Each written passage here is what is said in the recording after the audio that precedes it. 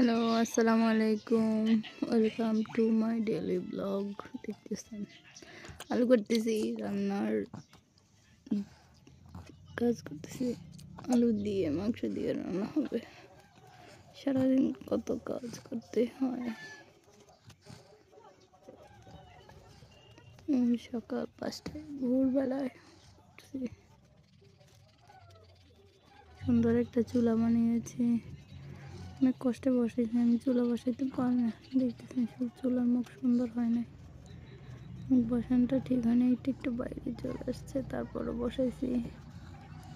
আমি চুলায় রান্না বসাইছি, আর কি চুলায় সেটা এক চোখা চুলা, সেটার মধ্যে ভাত বসাইছি। এখানে আমি তরকারি করতেছি।